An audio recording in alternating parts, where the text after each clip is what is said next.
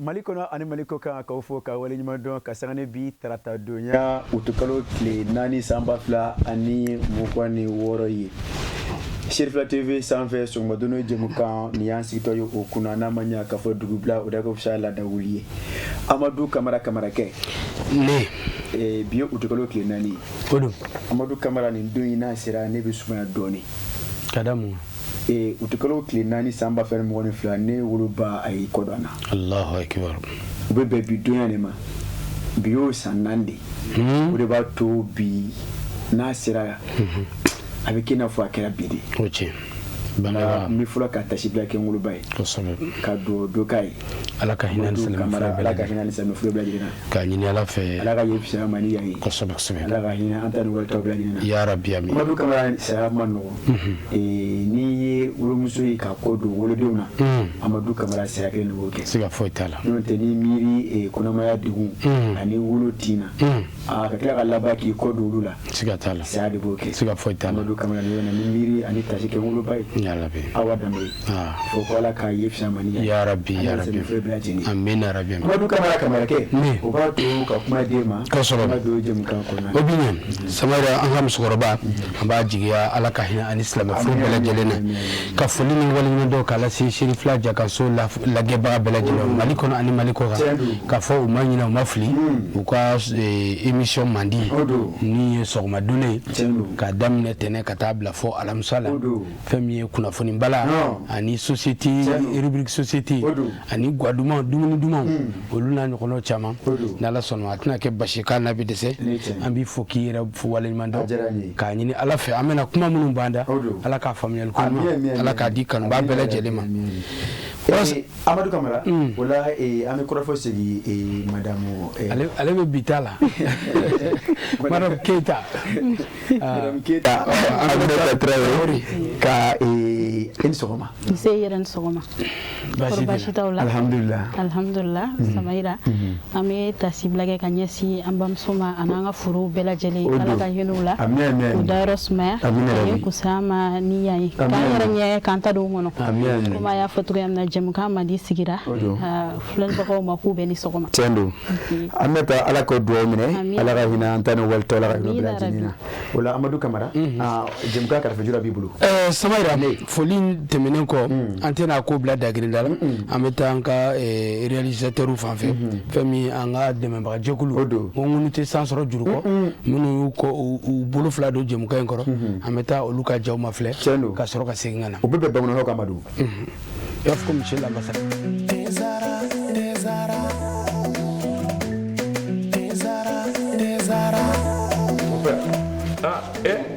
amona ka ni den a bɛ min wuli tasuma kan wa mon père Mali bɛɛ bɛ ni nɛnɛ bara ni Afrique bɛɛ ni ye infusé ka ji kala k'a kɛ te kan o nɛnɛ tiɲɛ la mon père nin ka ne tɛ jumɛn ani n b'o kun dɔ d'i ma te zara mon père an bɛɛ bɛ ko kelen na sa dɛ nin y'a kumaba ye e fana bɛna surprise k'i ye nin dɔn wa a bi yan a man kan ni sisan kɔni i ye teko jara te zara tew ka te de ye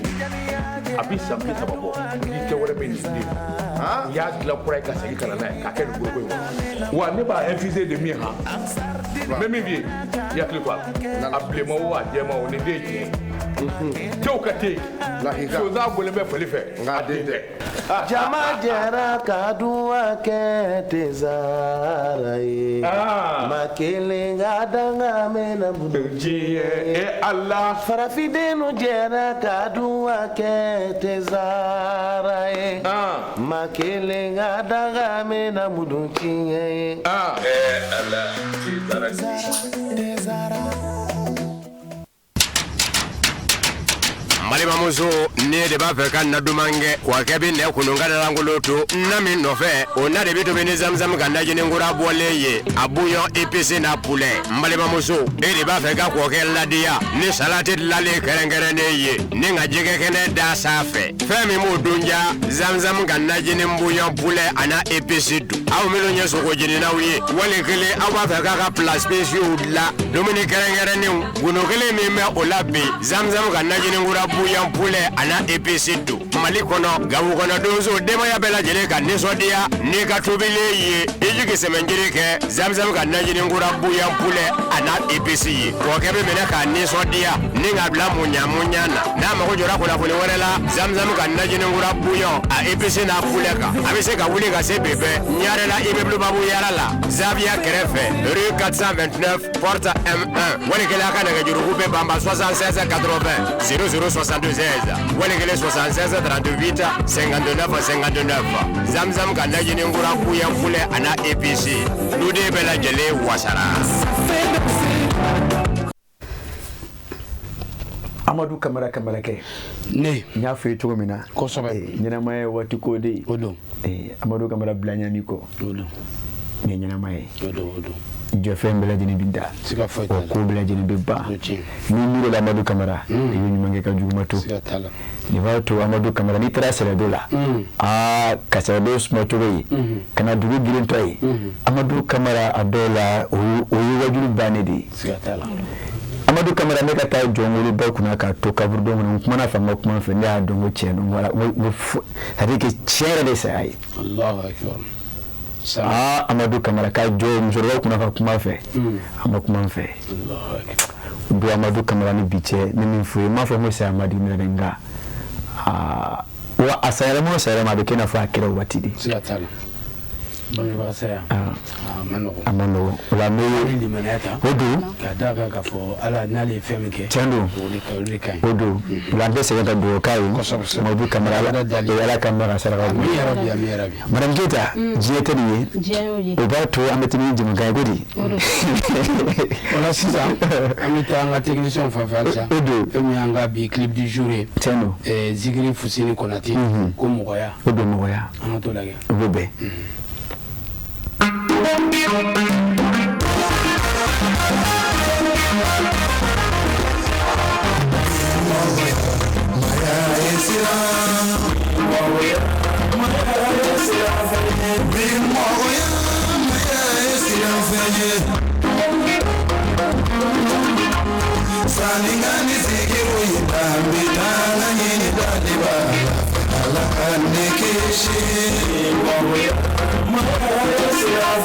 Maybe season it over, maybe season Daliba,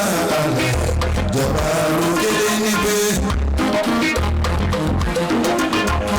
maybe Solika Kira Kangolina, the Wood of Mama, Abula Hidenga, maybe Bona Segi Jonima, who Somali Haida, but me Haida.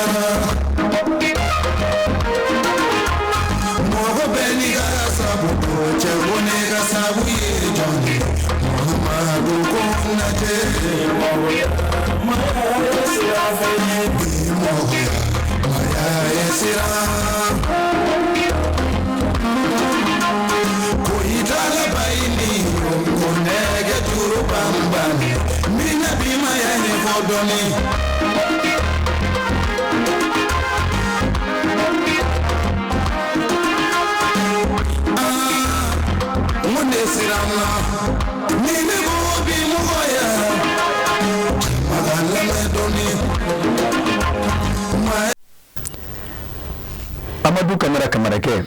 bona ko ka Amadou nya fi to mina jemuka albi anatemina yi ni wati na ami chakno bla jenefu madama Amadou Camara ya foto mina munte sansura jurko na dibla barakelaw wati na le maestro de la technique Mohamed Keita masareke abala katika bani ya karfa jula na karefa mimi taleke ni foye Elhaji Musa balabala ndi ka foye balabala jina difigini rengi ni ala yiti ki kuru me kama koro eti fere kuru ko Fandeve amesha fana fu ubatu Amadou Camara ngati mene barayi amina sira jentama amo dama jentama amna madam Keita iwe agogo ndoko ne barayi Aywa. I fana dɔgɔnin wa? Ne balimakɛ. Kɛra ale yɛrɛ Tarawele. Ne balimakɛ. Musa fɛla ka kolo kɛra la. Bangɔni na. Ja ko mɔgɔ tɛ mɔgɔ Musa la bangɔni na. Ne tun t'o dɔn. Mais n ko a ma n ko a bɛ ɲɛ. A bɛ ɲɛ. Sama ye sanu. An n'an sɔnni sigi wajan tema kan. Saya y'o kɛ. Madame Geta bi tarata ye. I bɛ den ka mɔgɔw kunkɔrɔ. I kɛ mɛ ka mun labɛn mɔgɔw ye bi fɔlɔ. Bi an kɛlen don ka sɛwuro labɛn mɔgɔw ye. Ani min don sa an b'o to kumpan na sɔɔni. Sɛwuro gɛrɛgɛrɛ wa? Sɛwuro gɛrɛgɛrɛ. An n'o dun wa? An n'o dun. O kumana o tuma na e bɛna tila ka taa n kɔnɔ siran o kana n sigi. Amadu Kamara o k'a to an ye sira dama daminɛ kosɛbɛ misala na ye sin Madame Geta ma ne kunnafoni bɛla ta. An bɛ kunnafoni bɛɛ n'an y'a ta an bɛ a daminɛ ni an ka faso walanba. Tiɲɛ don. N'o ye Isɔri ye. Tiɲɛ don. Isɔri bi o kumalen bɛ fɛn min kan. O don. O bɛ tali kɛ fɛn min subahana mansin walima bɔlɔlɔ ko ayi ko an bɛ don min na ko bi minisiri min ka baara ɲɛsinnen bɛ kiriko bunakun ma. O don. A kɛlen bɛ ka waleya dɔ sigi sen kan minnu bɛ tali kɛ taabolo jugu minnu bɛ réseau kan yaasa k'olu kɔn. Amadu Kamarakɛ e b'a daminɛ Facebook la ka se WhatsApp ma dɔw k'a ma ko Snap TikTok Amadu Kamarakɛ fasiri kɛbaa ni olu yɛrɛ fɛn sisuma ye a ko e da filɛ ka min kɔri ta nin waati in na a ko jamana ɲɛmaa Madama ka sanga ni kiriko minisiri ye Mamudu Kasuge Amadu Kamara a ye tabali a y'a gosi a ko n'i ye a ta k'a lajɛ Amadu Kamarakɛ nin waati in na min bɛ tali kɛ bɔlɔlɔ sanfɛla ma a ko min fɔ ye ni kɛwale ɲɔ ɲamɛ bi o de ye an ka guna adamadenya o burujali kɛwalew ye ka sanga ni an ka danbe o burujali ye Amadu Kamarakɛ a ko o ni o ɲɔgɔn caman ni e yɛlɛla kuma ni kuma bɔlɔlɔ sanfɛ i b'a ye k'a fɔ maa dɔw de kɔni kɛn bɛ ka o yɛrɛ kɛ o kɛwale ni k'o buruja a ko o hukumu kɔnɔna n'a ma ɲɛ k'a fɔ o bɛ o cogo la i b'a ye k'a fɔ o bɛ laban ni ka kɛwale caman bɛ ni k'o ta ni k'o fini fana bɔlɔlɔ sanfɛ Amadu Kamara a ko fasiri kɛbaa yɛrɛ cogo min na a ko min bɛ tali kɛ cɛnimusoya Amadu Kamara fo ka se jajugu ma minnu bɛ kɛ sababu ni ka an ka danbew buruja Amadu Kamara ka fara o kan ka laban ka ɲɔgɔn ta ka ɲɔgɔn bila bɔlɔlɔ sanfɛ ka se ni lagosiliw ye ka ɲɛsin ɲɔgɔn ma hali bi min bɛ kɛ sababu ni ka an ka danbew ni ka olu lakasi Amadu Kamarakɛ a ko o jaju o bɛ laban ni ka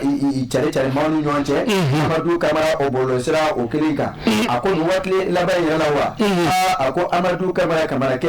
a ko ni yɛlɛ TikTok sanfɛ a ko kuma dɔw bɛ ka maana ka ɲɛsin min fɔ ye npogotigininw ka yɛrɛ feere n'a ka di Amadu Kamara ka ɲɔgɔn buruja kuma ni kuma TikTok sanfɛ a ko o ye kɛwale min ni a kɔn bɛ sariya fɛ a ko n'a ma ɲɛ k'a fɔ a bɛ o cogo la min bɛ tali kɛ jamana ɲɛmaaw la Amadu Kamarakɛ o ma sigi ni k'a ko ye lajɛ koyi ko ka fara yɛ kuma b'a la bɔlɔlɔ sanfɛla kan i b'a ye k'a fɔ o kɛn bɛ ka yɔrɔ dɔw fana ta Amadu Kamara Bamakɔ yan min bɛ tali kɛ i y'a kuma b'a la o ko ma ko des espaces fermés Amadu Kamara ka fara olu kan o ko ma ko appartement meublé ko des constructions dans les champs ani o ɲɔgɔn caman ko Amadu Kamara kuma ni kuma o bɛ denmisɛnninw salo ka taa ye ka taa kɛ kuntanko olu kɛli ye laban k'olu ta ni k'u bila bɔlɔlɔ sanfɛ a ko n'a ma ɲɛ k'a fɔ o bɛ o cogo la jamana ɲɛmaa ka sanga ni o ka minisiri ye min kɛra o ta ka ɲɛsin kiriko ma n'a fɔ cogo min na Mamudu Kasuge a ye tabali gosi a ye kangari da ka ɲɛsin bɛɛ lajɛlen ma ka wele bila ka ɲɛsin min fɔ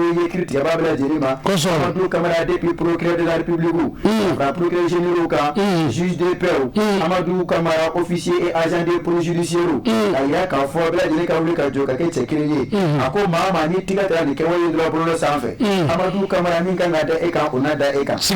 n'i y'a ta k'a lajɛ a ko kɛwale ninnu n'a ma ɲɛ k'a fɔ ko sini maakɔrɔ o de ye bi denmisɛnnin ye a fɔ n'a ma ɲɛ k'a laban tugun ka denmisɛnninw ta ni k'o buruja ta nin cogo la bɔlɔlɔ sanfɛ ka ɲɔgɔn buruja ka ɲɔgɔn damɛni ka ɲɔgɔn lagosi a ko o ye kɛwale ye sariya kan ka jɔ a jɔyɔrɔ la a ko o de y'a to min bɛ tali kɛ ya kuma bɛ nin waati in na min bɛ tali kɛ sariya tigilamɔgɔ la ko ni kɛn bɛ ka ɲininkali bere tali k'a yanga a ko Amadu Kamarakɛ ni maa ma ko ni sɔmina k'a fɔ i b'a la ka to ni e tigɛ tara nin kɛwale kelen dɔ la a ko min ye sariya ye a n'a boli e kan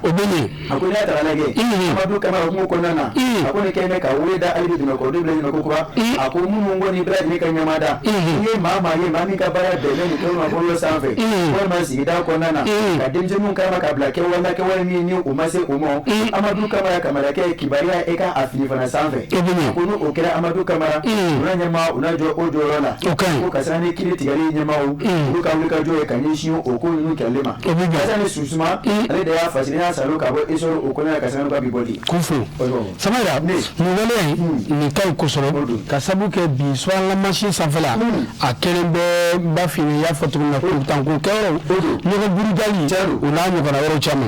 ni kiri bitigala ma wenta ambufu ya sade anyana o na do bela anyana akoni chocho mnenala amadu kamera ka fiki kelma ba bolo sanfala nungo ta ko keme mi fuyi ka nyon buruja ka nyon damela goshi ka sanani ni na ke wala nonai akoni tiga tara etayi akore ko banna ni nyon chilabi ayo uta amemi fuyi so ha so na no bla ambe salo ni ge fuyi independent kana bla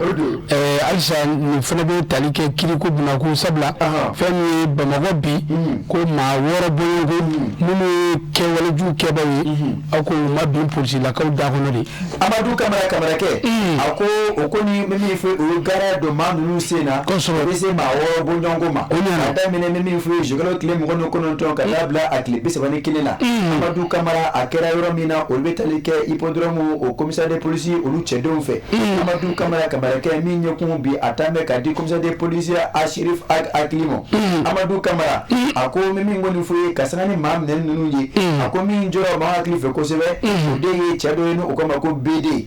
ko samwa ani fla bonyongo ako amadu kamera ma ko fole mimi fu o kono dume anofe ni ka nini depuis kasani ke wedo mi kera ka bene me kalo klem wa ani kono to samba fele mo woni nani ako akere yo la mimbe musobugo ko fo o be sigu ngura o la ako amadu kamera ni ata lage ako ye madore fara afe ngalaba katuluti amadu kamera odoni biche kono kumala ka bede ni ka anofe nyini ko ngani ata lage amadu kamera menanga kula ani toala abeni na ko modo abeni wanda fe ako ode ya to pusida ka o kasana o ka wulika joyi o fle kala bani ka tiga da bede ka samwa anifla ako amadu kamera odongele betarike igraki sela samwa ani sababu nyongo ufuna ngene amadu kamera wa taratiga da o ka imimi mfuyi sikorana ka ofi na mina okonyo kumeka doka moto ne ka okankare amadu kamera mimi mfuyi nongo ni fe oyo ale nene ka tiga ke akuyi kamera mami nyo oke betarike anga police ka unité spéciale ni unité mobile de surveillance et d'intervention yi ici o luche dondo amadu kamera otare ngo fe ajabala otara so telephone woro bonyongo amadu kamera telephone mun bela dine ni siga keme ala ka fo ataute ako je gro clip se wani kini kasana ali binu ka wuli ka jowi ka bara ka tiga da mado ka amadu kamera mamun ndo ni uruka bara bene kata mauka so ne ka akali amadu kamera o tiga da olu doka ni te samu wa bonyongo a otara so moto do fana o shione be ale bolo ka blai amadu kamera e ka fara o bela jineka e ba ka fura ba ka tiga da doka ko kadi ambisa ba ani kile bonyongo bete samwa ani woro au se santa ani shegi amadu kamera numbra nyete demjeni yewa ako kuma mina no oyo otiga ke okuyi la bana kata o dairo la kata so mimi mfuyi marfa o betal ke pisuro automatique fabrication artisanale la amadu kamera ka fara charger garde 3 cartouches o bla o dairo la ani marma fe on chama amadu kamera ke ina ka biya hippodrome police la kaw ko tiga da ma woro bonyongo mbra dirika ali bi nyinu be sena jango kasika do o mamu be jela amadu kamera ka laba ko bla ke tira mo kunga ninga na gida o ka olu do watame eneka o so ngeba zaba tra we do ana salo ka bo ene pana o kona sala ma fo ka ene pana mo bela jele fo sa ka police la kaw ka fo na ko wa sabla o ka wuli ga jo abi ke sabo ka majugu ko lu bo ansen goro sabara sano ko ni tama ma jo bolo fini fana o te jode o ti jo angata kwakuru na mbora kwakuru amta tesali ani feme kidal anga golma sirita bawo nga finya bone banfla u ya choro manga ne jugu kuna okera amadu kamera nya fi choro mina ni ye negata ka black ate do rafuni kanga nta koyi ako kuma konna na amadu kamera midini ga kuma kele mfuye ya ni ko ni ye chenige ka bloka te do tiga forula amadu kamera okoni mishi pane ye misibirila kunna ye ibe kɛ cɛ tigaforo tɛ maa dɔw yɛrɛ ye Amadou Camara waa to ibe wele ko cɛ sɔsɔ Amadou Camara a ko état major général des armées a yɛrɛ k'a fɔ an ka cɛfini tabaw Amadou Camara k'a daminɛ sibiri dɔn u tigɛl'o tile gale ka taa bila kare dɔn u tigɛl'o tile 2 san b'a fɔ 26 Amadou Camara kamarakɛ min min fɔ ye o ye bɔnɔ banfilɛ ta ne ka cogo jarawulakulu caman kunna koyi a ko a kɛra kɔkurukaw fɛ yen dɔ kɛra Tesaliti ani Kidali Amadou Camara an ka taa min min fɔ ye sibiri dɔn u tigɛl'o tile gale a ko ka sanga ni an ka cɛfini tabaw olu ka wuli ka jɔ ye o y'a daminɛ min fɔ ye Sandare o marabolo kɔnɔ fɔlɔ an ka cɛfini tabaw sanfɛ ani duguma Amadou Camara o ye jugu o y'o koro ye ni ka laban ne ka bɔnɔ banfilɛ ta ne ka cogo kunna Amadou Camara kɔkuru ka se Tesaliti ma Amadou Camara yen fana an ka cɛfini tabaw mais min fɔ ye kuma min na o ɲɛdara jugu da yɔrɔ dɔ kan i b'a ye k'a fɔ yɔrɔ min ni jugu kun kɛn bɛ k'a kɛ min fɔ ye o jabala ye Amadou Camara min fɔ ye o nɔngɔni fɛ an ka cɛfini tabaw o ye labɛnw sabati sanfɛ ani duguma kɔrɔ ani kilebi kaɲaga ani bani Amadou Camara kuma labɛnw sabatira o nɔngɔni fɛ o ye tasuma kisɛ ni k'a bila ka taa min fɔ ye jugu olu ma yanga mɛn fa kiyama kan Amadou Camara kamarakɛ a ko n'i y'a ta k'a lajɛ ka sanga ni o ka laseli o ye a yira k'a fɔ k'a daminɛ min fɔ ye kɔkuru ka se Tesaliti ma nin yɔrɔ kɔfɔlen kelen-kelen bɛɛ lajɛlen i b'a sɔrɔ jugu ni o bolokɔnɔfɛnw caman Amadou Camara olu kɔni de fara ye bawo i b'a sɔrɔ k'a fɔ o kun kɛn bɛ ka yen kɛ o dagayɔrɔ ye wa o bolokɔnɔfɛn caman de kun minɛ o mara de kun bɛ o fɛ o yɔrɔ kɔfɔlen na a ko hukumu kɔnɔna na an ka cɛfini tabaw kuma min na o kɔnɔna na n'i y'a fama bana ne k'a ɲɛ da yɔrɔ nin kan Amadou Camara o labana ka maa ninnu kundama ani dugukolo ni k'o kɛɲɛ Amadou Camara kamarakɛ ka sanga ni o don kelen ye hali bi ka sanga ni kunnafoniw nasira ye i b'a ye k'a fɔ Kidalikaw fana fɛ a ko o kɛwale o kɛra a ko min fɔ ye an ka cɛfini tabaw o ye min fɔ ye npogo kɔnɔ tan ani naani ni k'o kari jugu la ye Amadou Camara jugu minnu lamɛn an ka basigi ni k'a bisi basa o waati laban in na Amadou Camara dakuruɲɛ kelen k'a yɛrɛla k'a fɔ k'a daminɛ Tesaliti ka taa kɔkuru ka tɛmɛ Kidali fasirikɛba Mahamani Ture a ye a yira k'a fɔ an ka cɛfini tabaw ni dimi tɛ fila ye ko an ye o ko ni kari jugu la Amadou Camara ka sanga ni o caman bilalen lahara o bilama olu kɔni kɛmɛ lahara dugulenw ye Amadou Camara an bɛ tɛgɛrɛ fɔ an ka cɛfini tabaw ye fasiri don an y'a salo ka bɔ Nouvelle Horizon o de kɔnɔna na e bonya b'a la Mamani Ture n y'a fini an kɔrɔkɛ don an b'a fɔ ka Nouvelle Horizon cɛ bɛɛ lajɛlen fo n'an bɔra Nouvelle Horizon kɔnɔ n fana bɛ to ka nin kuma nin f'i ye n'i bɔra Nouvelle Horizon kɔnɔ i bɛ to a so kɔnɔ i bɛ nɔngɔ karikɛ i bɛ don Soir de Bamako n'an donna yen Soir de Bamako fɛn min ye sanu dugukɔrɔ nafolo yanfolilakaw fɛ yen a i n'a fɔ sifinnakaw maa minnu bɛ sanu bɔcogo jugu la sifinnakaw kɛlen bɛ ka dɛlɛ d'u ma Amadou Camara sinifo b'a fɔ sinifokan na ko n'i y'i ka foro sutura ni finikolon ye a fɔ sinafokan na kɛ k'o ka fisa su langolo dalen ye n m'a faamu k'a fɔ ko n ye n ka foro sutura ni finikolon ye fini farafaralen o ka fisa ni fɛn t'a kunna yɛrɛ ye n b'o fɔ an ka sinifokan na Amadou Camara n b'a fɛ ka mun fɔ i ye a ko n bɛ min fɔ i ye e ka yɔrɔ ye min ye n'i ma janto o la n'o tiɲɛna Amadou Camara e ta o de ye bɔnɔ ye a ko o hukumu kɔnɔna na min bɛ tali kɛ yanfolilakaw ka denmisɛnninw na ni o bɛ tali kɛ o ka sifinnakaw ka kulu Amadou Camara nin waati in na o wolomin k'o jɔ kɛlɛ o bɔnna kun kan a ko n'i y'a ta k'a lajɛ Amadou Camara a ko ka sanga ni o ka wuli ka jɔw ye min bɛ tali kɛ i yafuma b'a la yanfolila o sifinnakaw ka sanga ni o kun dela ka kunnafonidilaw wele Amadou Camara ka taa kɛ seereya ye ka sanga ni kɛwale dɔw ye minnu b'a la ka kɛ u ka marabolo kɔnɔ madama babolo min bɛ o fɛ ni o bɛ bale ko fɔ Amadou Camara ne b'a ye k'a fɔ o donni kama min o kɔni ɲɛfɔli kɛ ni ka diɲɛma kɛ seereya ye ka sanga ni cɛnni min b'a la ka taa ka ɲɛsin u ka babolo in ma a ko o don a jara wasolo ka den bɛɛ lajɛlen ye cɛ ani muso denmisɛnnin mabakɔrɔ ka sanga ni sifinnaka olu ka wuli ka jɔw ye o bɛɛ lajɛlen labana k'a yira k'a fɔ o ka dɛmɛ bɛ taa ka ɲɛsin sifinnakaw ma Amadou Camara o de y'a to min fɔ ye ka sanga ni o ka maa ɲɛmaa ye Sumayila Jakite sifinnakaw o wulila ka o sen bɔ o kɔnɔkɔrɔ ka taa babolo ye ni ka taa a lajɛ Amadou Camara o selen ye o taara sɔrɔ Amadou Camara ni kɔni ni jilatigɛ tɛ fila ye a ko kelen bɛ yen a ko babolo ye a ko Amadou Camara tiɲɛni b'a la ka don a kun a ako ji yɛrɛ o ɲɛ o man ɲi bilen a ko yiri minnu bɛ a masuruyana a ko o kɛmɛ k'o bila lajɛlen k'o tigɛ k'o ban a ko bin minnu bɛ Amadu Kamara a ko o binw bɛ fara ka ban Amadu Kamara a ko o nɔgɔnin fɛ sifinakaw ye jɔ ni k'o filɛ ten dewu ni ka laban ka tɛgɛ da o da kan Amadu Kamara kamanagan o de nalen don nka n'i y'a ta k'a lajɛ Amadu Kamara kɛlɛ selen soforo kun na Moriba Yasa o don kun o ka dɔgɔ nka sifinakaw y'a jira k'a fɔ Amadu Kamara nin kɔni tɛ olu ta ye bawo o ye o nɔgɔnin fɛ o ye wele da ka ɲɛsin bɛɛ lajɛlen ma Amadu Kamara o y'a jira k'a fɔ ko darakiw i bɛ daraki dɔn wa a ko daraki caman de bɛ min fɔ i ye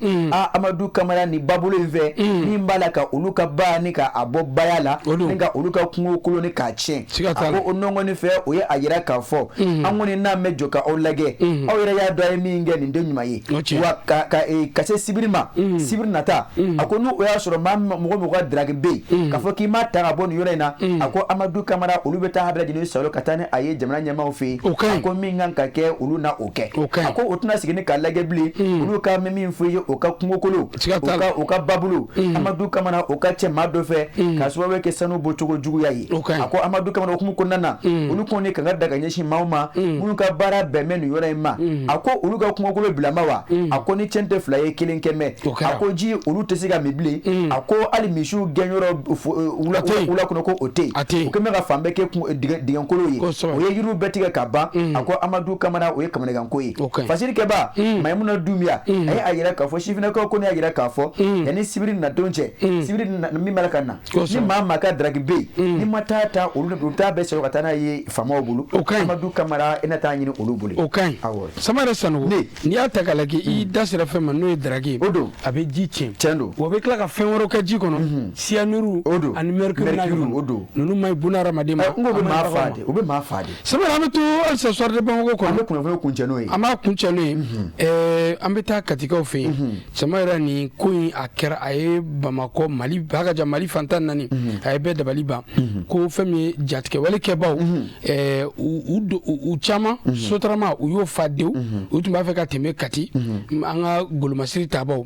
u ka suya kɔnɔna na tɛgɛ dar'u kan Amadu Kamara kamarakɛ ka sanga ni kunnafoniyaw nasira ye i b'a ye k'a fɔ i y'a fɔ cogo min na kunu bɔlɔlɔ sanfɛ Amadu Kamara a bɛɛ lajɛlen maa caman bɛ se ka fɔ olu y'a ye k'a fɔ tɛgɛ dara maa dɔw kan Kati sotarama dɔ kɔnɔ Amadu Kamara maa ninnu jaratigɛwale kɛbali maa dɔw don wa a ko ɲininkali tɔ min o de b'a la ka kɛ a ko nka min ko ni diɲɛ Amadu Kamara maa ko nin don maa yelekolon don a ko ninnu tɛ anw dɔ ye a ko o hukumu kɔnɔna na Amadu Kamara fasirikɛbaa ni o ye Laya Jara ko fɔ a ye a yira k'a fɔ kunu kɔni tigɛ dara maa dɔw kan Kati sotarama dɔ kɔnɔ Amadu Kamara kamarakɛ a ko an bɛ don min na i n'a fɔ bi o kɔni bɛ min fɔ ye brigade kɔnɔ ɲininkaliw b'a la ka taa ni k'a ɲɛsin o ma o b'a la ka minnu ni k'olu jaabi a ko nka bi n'a ka biya Amadu Kamara maa b'a la k'a yɛrɛ ɲininka k'a fɔ yɔrɔ jarawulakulu nana min kɛ anw na a bɛ kɛ tile 25 tɛmɛnen a ko nin kun ye hali bi olu mɔgɔ dɔw kelen-kelen dɔw ye hali bi an tula wa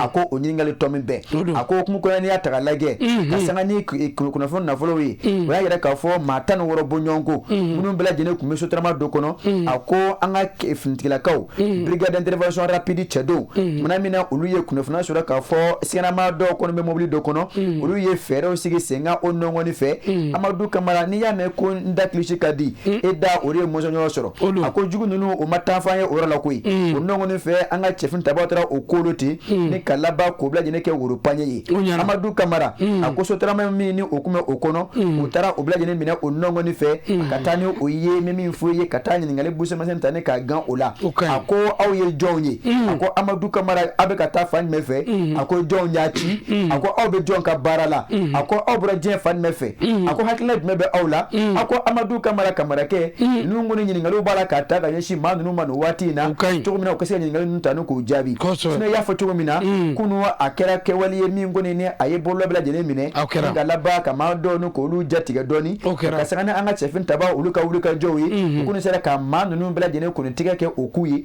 u bɛɛ lajɛlen salo ka kɛ woro paɲɛ ye n'a ka biya o bɛ an ka cɛfini tabaw bolo ɲininkali b'a la ka ta ka ɲɛsin o ma Amadu Kamara maa nasugu jumɛnw don u bɔra fan min fɛ u bɛ ka taa fan min fɛ jango o ka se k'o jaabi Laya Jara Amadu Kamara kamarakɛ ale de ye kalamukala ni ka su dabaji la ka nɔbila kɛ an sera k'a kumaba ni salo cogo la k'a di kanuba cɛman ni musoman ma e bonya b'a bala Amadou Kamara o ɲana ka laya fo ka sɔrɔ de Bamako laya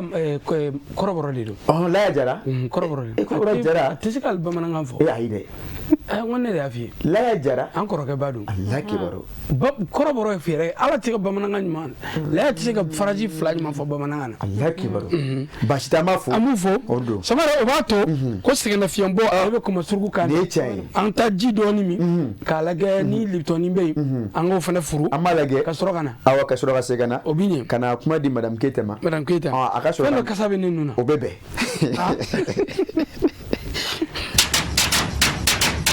malimamuso ne de b'a fɛ ka na duman kɛ wa kɛ bi nɛ kununga da langolo to na min nɔfɛ o na de bi tobi ni zamzam ka najini nkura bɔlen ye a bouillon épicé na poulet malimamuso e de b'a fɛ ka kɔkɛ ladiya ni salati dilalen kɛrɛnkɛrɛnnen ye ni ka jɛgɛ kɛnɛ da sanfɛ fɛn min b'o dunja zamzam ka najini bouillon poulet a na épicé dun aw minnu ye sogo jeninaw ye wali kelen aw b'a fɛ k'a ka plat spéciaux dilan dumuni kɛrɛnkɛrɛnnenw gundo kelen min bɛ o la bi zamzam ka najini nkura bouillon poulet a na épicé dun Mali kɔnɔ Gawo kɔnɔ donso denbaya bɛɛ lajɛlen ka nisɔndiya n'i ka tobilen ye i jigi sɛmɛnjiri kɛ zamzam ka najini nkura bouillon poulet a na épicé ye kɔkɛ bɛ minɛ k'a nisɔndiya ni ka bila muɲa na n'a mago jɔra kunnafoni wɛrɛ la zamzam ka najini nkura bouillon a épicé n'a poulet kan a bɛ se ka wuli ka se bɛbɛ ɲarela immeuble babu yara la Zavia kɛrɛfɛ rue 429 porte M1 walikɛlen a ka nɛgɛjuruku bɛ banba 76 80 0062 16 walikɛlen 76 38 59 59 zamzam ka najini nkura bouillon poulet a na épicé duden bɛɛ lajɛlen wasara ne bezara de ka kɛnɛya ani lafiya sabati bɛɛ lajɛlen farikolo la a ka di kojugu ne bi yan gɛrɛn baro bɛ ɲaga wa bɛɛ lajɛlen ɲɛda bɛ walawala n'u ye le min kaban dɔrɔn bɛɛ lajɛlen bɛ nisɔndiya ne ko jɔn de star yɛrɛ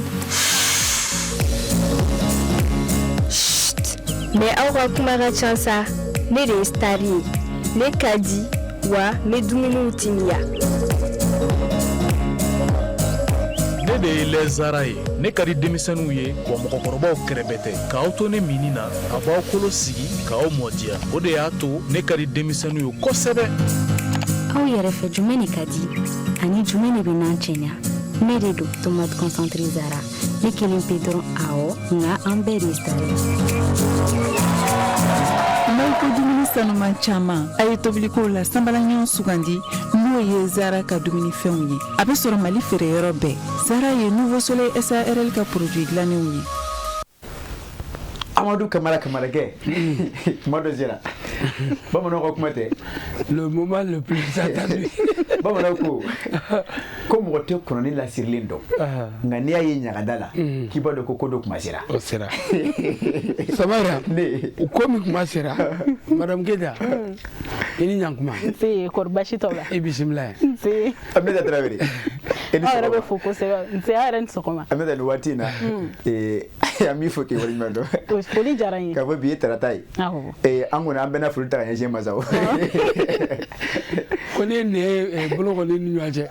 n'a tɛ tulu kɔ a bɛ quoi bamananw ka kuma tɛ ko dagaba si to o de fila dɔw fa dɔ ye bi ye tarata ye bi ye tarata ye an b'a fɔ an filɛ jamaw ye k'u bisimila u ka rubrique mandi kɛnɛ kan n'o ye les plats de chez nous Samaira y'a fɔ cogoya min na ani Kamara ko dɔ kuma sera donc a ye min sɔrɔ bi an ka rubrique kɔnɔ ka n'o yira aw la an ka jɛ k'o filɛ ɲɔgɔn fɛ an k'o filɛ ɲɔgɔn fɛ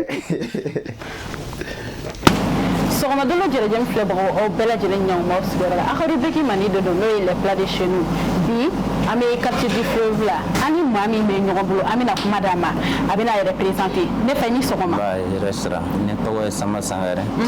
ne ye cuisinier bistro Bafin donc i bɛna jumɛn tobi ka yira an na bi n bɛ poulet yassa de tobi ka yira aw poulet yassa o tɛ sɛ ni jaba a n'a maɲɔgɔnlɔw donc k'a bɛna poulet yassa de tobi ka yira an na bi aw ni ne an ka jɛ k'o filɛ ɲɔgɔn fɛ n'an bɛna o tobi an mago bɛ jɔ jumɛn ni jumɛn na n bɛna jɔ jaba tulu poivre laurier layi olu de bi moutarde olu de bɛ na vinaigre olu de bɛ na ɲagami ɲɔgɔn na k'a mariner k'a k'a la kɔfɛ n'a fengana e bi she iralen e ba ka wa soro itla la to i ka she bana i kana fana mona she iralen e ba kala dron ka datu wa bi funa e ka abina fon kadide ala so anga to kulna sisa ambina tobilike ambi antege ko folo aya jabatige seller ni persil ni povron be flen sisa ambi muktar keral ko fe bi pauvre kal wala niya pauvre kal say bina binedir kal ka benya kam nyokon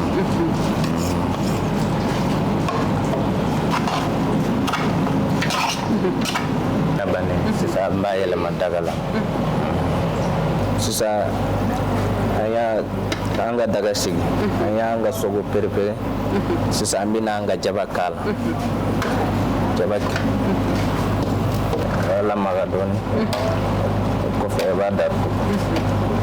samiye pula ya sase anga ira sisa mbagla to ambika sheyira ambika sheyira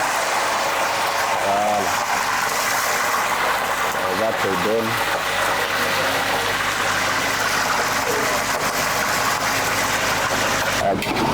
mona kaba sa to ye dron sheka dola wa ya ban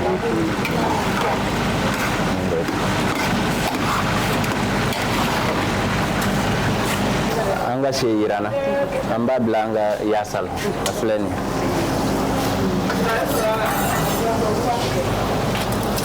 wala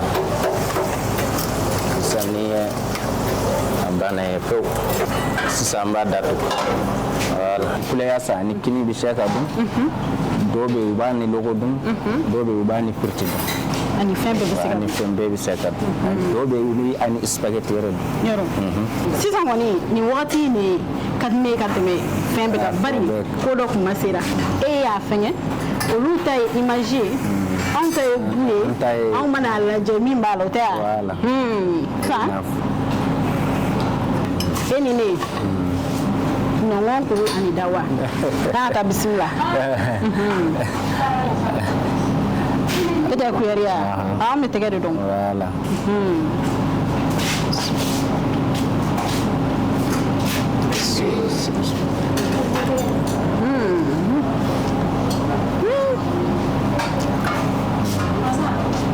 Mena nene. Parce il faut que na chenle. Ala jesam. Il faut na chenle na ko bitu ben na kwa. Mo ko be. Ah, il sait que Sawani.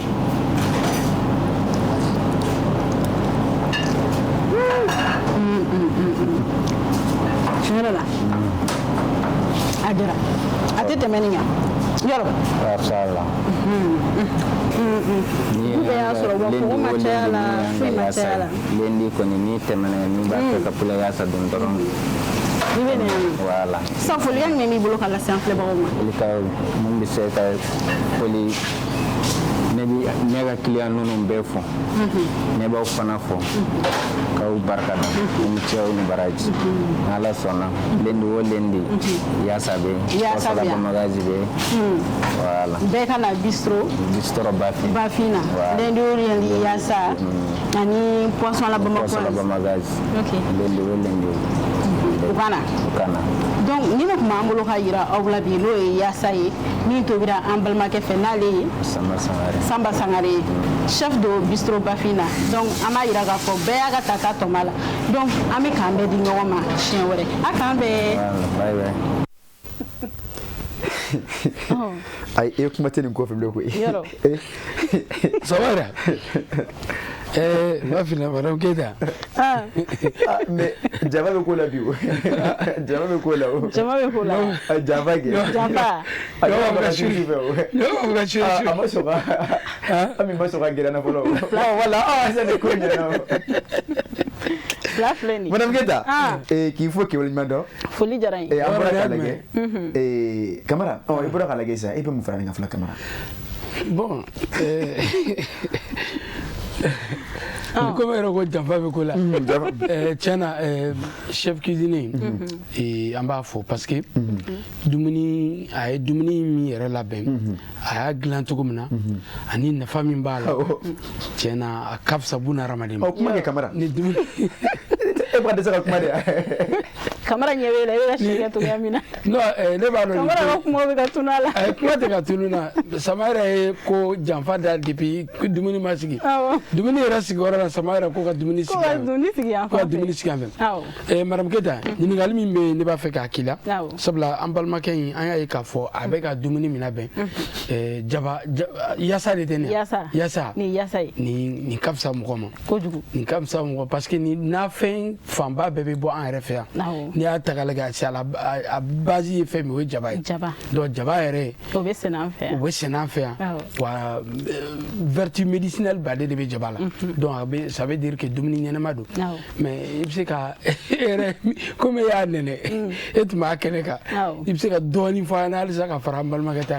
bon ni be se ka mi fo o nyana comme ere ya be fo ka ba jaba ban fe an c'est vrai bon ka yi chef étoilé fana ku ka dayele ani amaye amese Mouma, obi a réalisé mais nous y a un copain noya. Donc a nere ya ye ata yere kusaya fait ma quoi. Tobi nous ni fengen nous na jabatige nous ni fengen nous. Ayra bo beke. Aga élément be no. Ina fo aton ron be no mulu ba deme. Mais a baraki ron be. Mais ni ya ye mo be ere la je follow. Il faut que ere de exemple ira. Donc ni exemple ira mo be tugiko. Donc a ni ni réaliser ere ni mana jababe a fin bebe a cher koni mais ne ko ate dora to min teni wa abi fembe to bi dume non abe na dora to wa la wara be an era doke ay min gadne o yitte de no abi se tiga de la bon ne bita abi se tiga de la fa ko menali problème ko ta de blanye tiga de min ko tiga de je o shula mari kadire est-ce que na fo sang est-ce que ba mako ko bu don je o shula mara che ko len bla ah ngamo de make Samara ni omine kare mo na mamo ka blala ka fruto bani mais au bon ha blala au vous êtes grave au vous êtes grave focus ne manne che kamera ne mara ani c'est très autre clé aïe attention attention non ça je te permets parce que elle me fait le don encore n'intro allez la faire mon vidéo ne tiga fo i b'a fɔ ko maninga donc tigadɛgɛ bɛ ka fɛn fɛn fɔ tigadɛgɛ la o si tɛ n'i bɛ fɛ ka tigadɛgɛ nan maninga yɛrɛ mana dima i bɛ anw de ɲininka est-ce que a tɛ taa turu kelen cɛ kamara fɛ yen ayi kamara yasa filɛ sisan ne yan b'a la yasa yalwa a duman yɛrɛ a ka ɲi sɛ de la ou bien a ka ɲi sogo de la a ka ɲi fɛn bɛɛ la a bɛ dépenser ko de la ni ese sɛ de i b'o k'a la ni se sogo ye i b'o k'a la ni se jɛgɛ ye i b'o k'a la jɛgɛ bɛ k'a la jɛgɛ bɛ kɛ yasa la dɛ jɛgɛ bɛ kɛ yasa la tɛbɛrɛ o manɔgɔ o a bɛɛ ni se mana kɛ fɛn o fɛn i b'a dɔn tobili k'a bɛ nɔgɔ a ka gɛlɛn tobili filɛ nin n'i y'a nɔgɔya i yɛrɛ bolo a bɛ nɔgɔya mais ne de ko k'i b'a gɛlɛya ka se yɔrɔ dɔ ma i bɛ taa sɔrɔ a bɛ ɲagami i bolo wa bu wɛrɛ bɛ k'a la min to ye e se ye min ye min bɛ poche kɔnɔ bi o bɛ se ka min bɔ e k'o san a bɛ timiya a bɛ ja i k'o dun Aminata an b'i fo k'i waleɲuman dɔn foli diyara n ye k'a fɔ o cogoya bi jɛmukan tɔ bɛɛ an bɛ tɛmɛ ni baaraw ye waati b'a la ka taa Amadu Kamara ne y'a ta k'a lajɛ an bɛ to hali bi ta kɔnɔ an bɛ sɔnni sigi dumuni kan madame anw ka dumuni ko ni tɛmɛnen kɔfɛ madame Keyita a ye dɔw a ka kuma la ne sɛbɛn dɔ la min bɛ taali kɛ hali bi dumuni ko ma an bɛ taa an ka télévision fan fɛ Amadu Kamara min sɔrɔla madame Keyita n'a ka maa ɲininkali fɛ an ka o fura ɲɛma da ka sɔrɔ an yɛrɛ fanga kun y'an ka dumuni minnu ye an commencera k'olu bila kelen balo minnu y'an yɛrɛ jɔlaw ye fana an commencera k'olu bila k'a ɲɛ bɔ dumuni wɛrɛw fɛ o de y'anw ka baloko gɛlɛya ye n'o tɛ n'an segira an yɛrɛ bɛ min dɔn n'an segira olu ma gɛlɛya si t'an kan mais du fait k'an y'an ɲɛjuru ci dɔwɛrɛw ma dɛ alors que min b'anw fɛ yan ɲɔ bi yan malo bi yan kaba bia fini bia keninge bia sho bia tikanenguru bia ni mbemse ka ke febe me anyampa okuna ametu obudumunu de fe donc nantara e jago zado ko fengero de anga gele ya yere ka nyinene o le binana anga gele ya fa ambe minu mi dumunina dableni jini mere meni mogo yinga no boisson énergétique wa dunata olu de olu anga gele o bisoro de law note nan kera nyere ka nyesha anga dumunu ma problème tala bo kuma ga membene bolo kala se fo aka sisi felo de ka bi anga musumsene minu mfu ikado ka fo tisanga dumunu tobilla ni go ga shawrati lejira obisola nu go ga brochette de la obisola maintenant furu ga to de la o ka bashi yeleke ko be chiena o ga dege de la otise donc abasisi de ka dumuni nunu ndila chiko wala pour que anga musumsenu ubise ku dege laro la chiko na ku dege sagoro bala kana se ya sawma wala ani ko za woro ba ni dime e mo bonu doni mulu don mulu zaharo ba mulu don ni yakini mo don a chama bi no of go gwensen kini o autai ni yakini mani ho de ba fo gwensen kini am bo ba fo ni yakini samaira ame makan fo fana fo ko sebe ya fo nyana to ya mina kanto enregistrer mana bistro bafina kunu consommateur ko nyema ba aleni akadanga makan fo fana le de danga yi mali consommateur ka association awo de danga yi nyamo rebe ayo ti nyamo tay we bafin yere nyamai bashite ayo propriétaire donc anya ni soro ni yoro ni kadiri ko nana a jara trop donc nyanga ni afana ka nyininga dakunya damadola na bora ko la jassan ayo wala du dinya do ambe yanga tata sorala awo madame Keta madame ne miyi akoko ambana nga dunu na ko ode ko geya madame Keta amamindo ode ziraburu kenen na amadu kamara ni yo okena tubi tola okunye siga zuide ni kete mo wa bile ko amon bla bamako ba don zirabu kene gangene eni tara siga zo amoridu wa ma ganjara ka mugubo ko tobi sumala me min fuyo obo togola datu amadu kamara nakade ameta amoridu amaso na anaba togo ole nyana me min fuyo fudini bamali dungu da me fere du ami de na mitara ngoso ne moke ne na dutigi san keme bi abe san keme na na abe tama ka soro ale bebre taburo mashallah unu koko nu bolola ni dafa ka koro mais chere fa bana anga dumunu an bana antare la parce ni ye zrabu kene nu la ganu nu fleni vertu mun bola ka da farkole rema ani tobli an bebe akocha yaw suno datu nu ni sumala nu ni fenge bo kala doro abana abe temena yere ka ko filala odo madame kila san worota Barama Dramani akoka fuyi ki kaya sa tobi kwa lele ba musahabo Barama Dara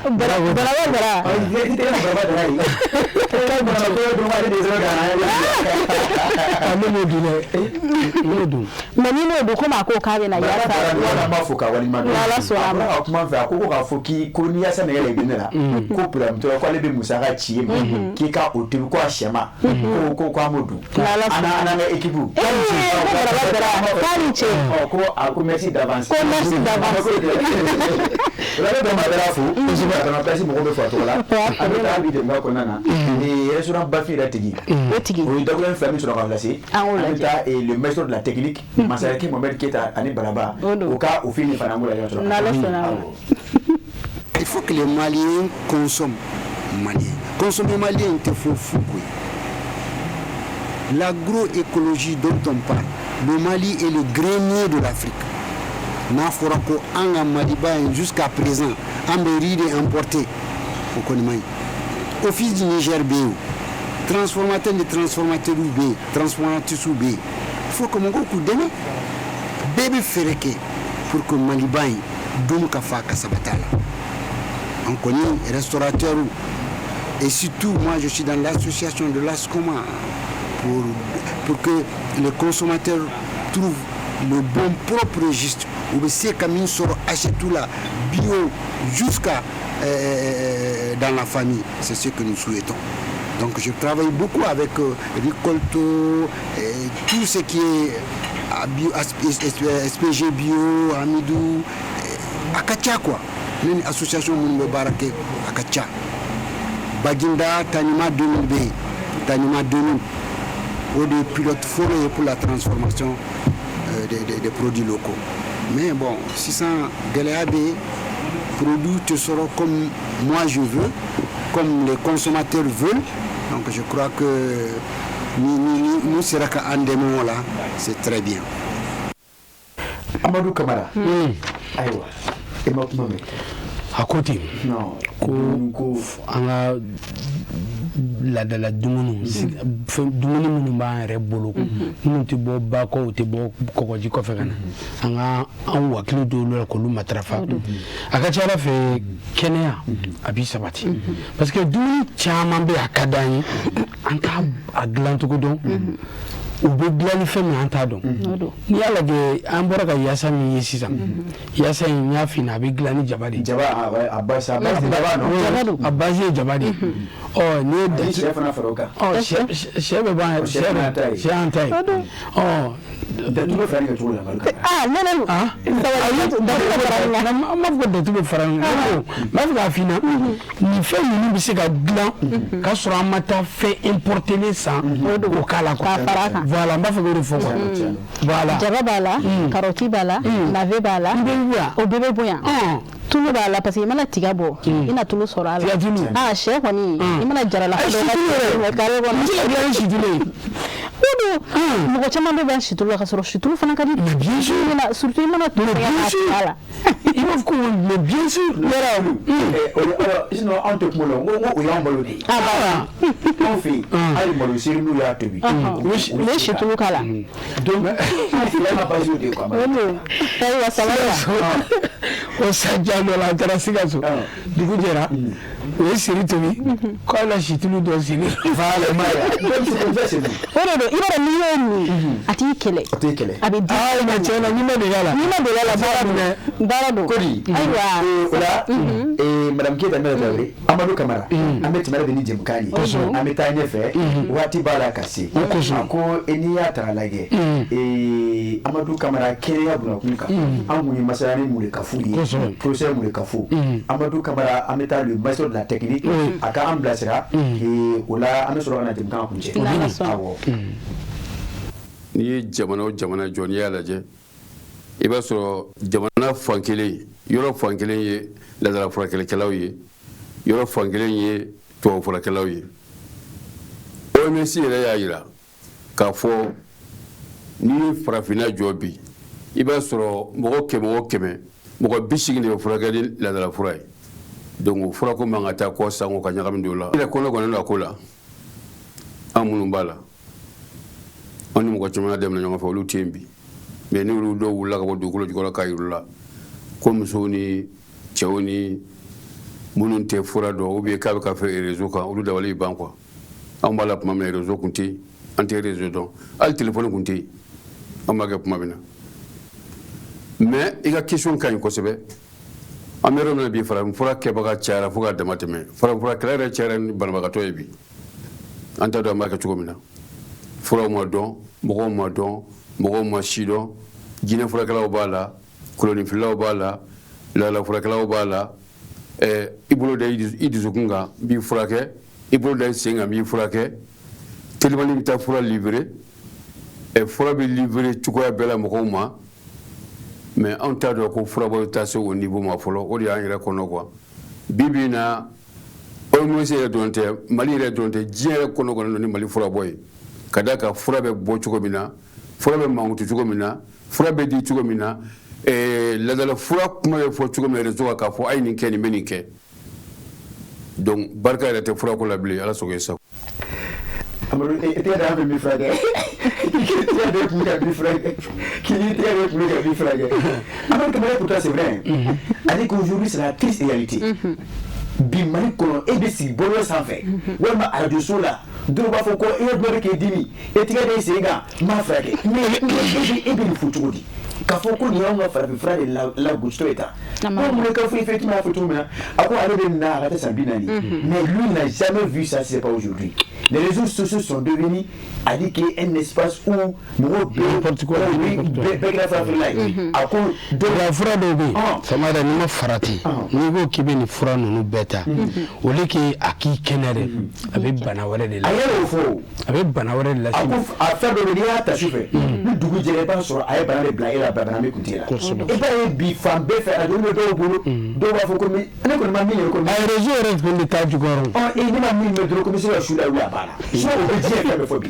vraiment il est a fura kelen dɔw bɛ yen nɔ u b'a fɔ a bɛ se ka bana 50 fina k'a b'o bɛɛ fɔ mun fura na sugu ye tiɲɛna vraiment c'est une triste réalité ni yɔrɔ min professeur fo kosɛbɛ Amadou Camara vraiment furakɛlaw cayara o waati fana se mɛ Amadou Camara an bɛ segin nin yɔrɔ la ka kuma lase aw ma an ka jɛmukan ni k'a bila yan kosɛbɛ Madame Keita n b'i fo foli diyara ye i ka kɔrɔfɔ kuncɛ kuma n'i ka folikanw yan'an k'an kɔ don ɲɔgɔn na n b'a filɛbagaw bɛɛ lajɛlen fo bari n'i y'a mɛn aw bɛ tobili kɛ ka na fɔ k'i b'a bɔ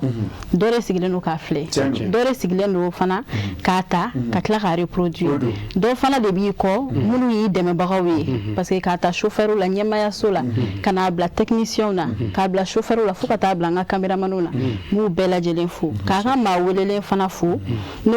ye bistro bafin tigi ye n'ale ye Ibrahim Sulemani Tunkara ye depuis n y'a fɔ a ye n ko chef la télé a ko problème foyi t'a la n'a mako bɛ fɛn fɛn la an yɛrɛ taara enregistrement la dumuni ma dɛsɛ nin fɛn suma ɲɔgɔnbɔli bɛɛ ni ji ma dɛsɛ a fɔlen don nin yɔrɔ in na ko aw bɛ sira la ka nali awɔ aw bɛ sira la ka nali n'Ala sɔnna a ma an bɛ ci lase aw ma ko aw bɛ sira la ka nali barisa ne y'a fɔ mais n'aw fana ma taa lajɛ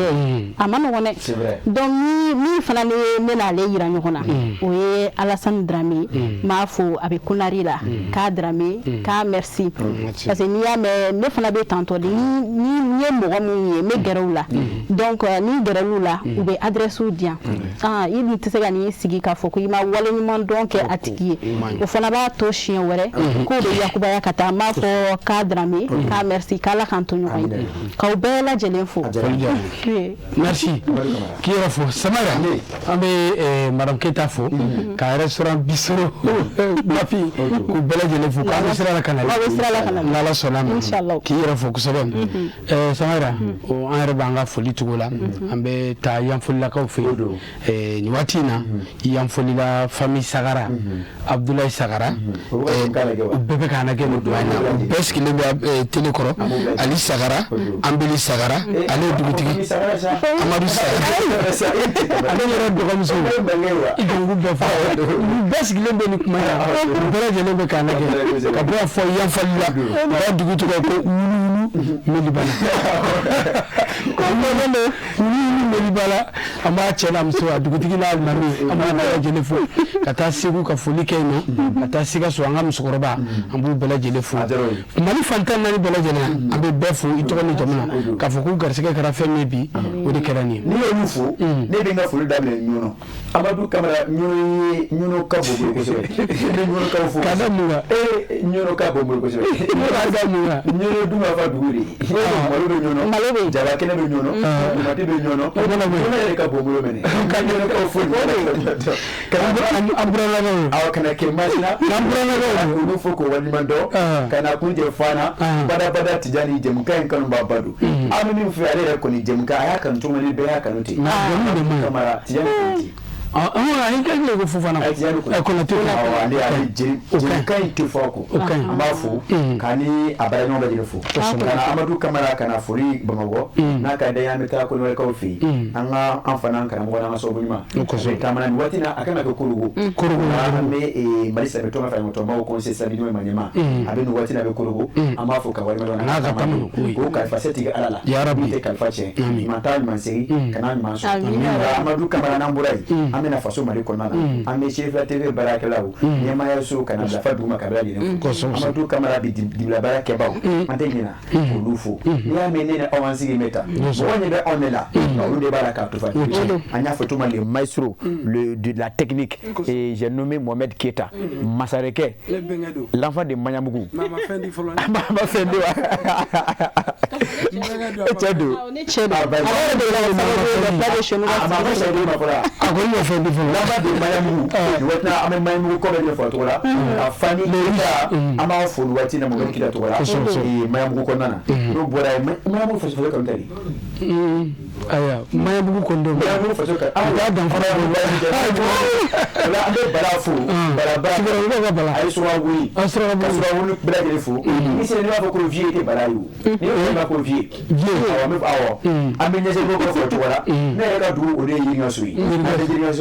n'a fɔ tuma Amadou Camara ka kɔrɔfɔ kun cɛla n'a fɔ kuma daminɛ na bi ye ne ba sayɛlɛma ye a fatulen san 4 o y'a sayɛlɛma ye o la maa ɲini silamɛ bɛɛ lajɛlen fɛ an ka dugawu kɛ musokɔrɔba in ye badabada dala Ala k'a nɔgɔya ye an ko Ala k'a nɔgɔya Ala ka kaburu fɛnɛ k'a nɔgɔya Amadou Camara an ta jamana ko nɔgɔya Ala ka saya k'a ma hɛrɛ saya k'a ma lafiya ye Amadou Camara diɲɛ waatiw ka ten le 4 août 2022 4 août 2026 jour pour jour dameli taara daminɛ san 4 o la an bɛ dugawu k'a ani filo bɛɛ lajɛlen o la an b'a fɔ sera ka min fɛn dɔ Amadou Camara kosɛbɛ ne ye nin ye sigi an ka jamukan kan ni sunu janfara sini 10h 11h an bɛ ɲɔgɔn sɔrɔ yan jamukan k'o danamaya muso Dara Kuyate n b'a fo nin yɔrɔ in na basi t'a la komi n b'a fo nin yɔrɔ in na ko ka ca o la ka fɔra ka fɔ yɛrɛ ɲininkali kɛ foyi t'a la muso fo walima dɔn a k'a bɛ jɛ waati n'Ala sɔnna awɔ merci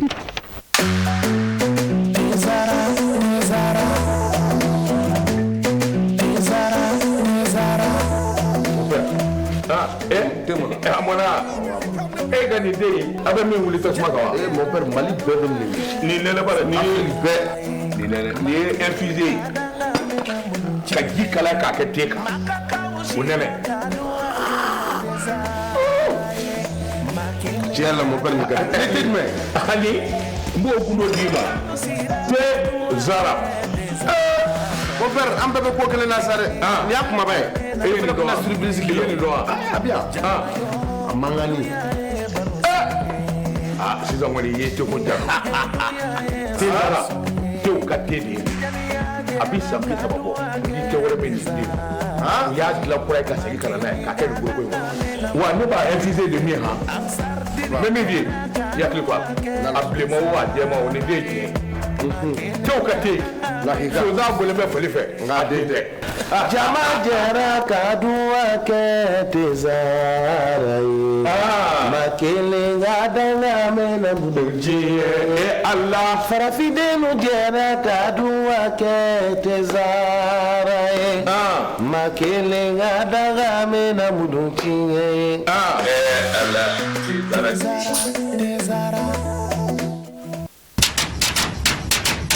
Malibamuso ne de b'a fɛ ka na duman kɛ wa kɛ bi nɛ kununga da langolo to na min nɔfɛ o na de bi tobi ni zamzam ka najini ngura bɔlen ye a bouillon épicé na poulet Malibamuso e de b'a fɛ ka kɔkɛ ladiya ni salati dilalen kɛrɛnkɛrɛnnen ye ni ka jɛgɛ kɛnɛ da sanfɛ fɛn min b'o dunja zamzam ka najini bouillon poulet ana épicé dun aw minnu ye sogo jeninaw ye wali kelen aw b'a fɛ k'a ka plat spéciaux dilan dumuni kɛrɛnkɛrɛnnenw golo kelen min bɛ o la bi zamzam ka najini ngura bouillon poulet ana épicé do Mali kɔnɔ Gawo kɔnɔ donso denbaya bɛɛ lajɛlen ka nisɔndiya n'i ka tobilen ye i jigi sɛmɛnjiri kɛ zamzam ka najini ngura bouillon poulet ana épicé ye kɔkɛ bɛ minɛ k'a nisɔndiya ni ka bila muɲamuɲa na n'a mago jɔra kunnafoni wɛrɛ la zamzam ka najini ngura bouillon a épicé n'a poulet kan a bɛ se ka wuli ka se bɛbɛ ɲare la immeuble babu yara la Zavia kɛrɛfɛ rue 429 porte M1 wali kelen a ka nɛgɛjuruku bɛ banba 76 80 0062 16 wali kelen 76 38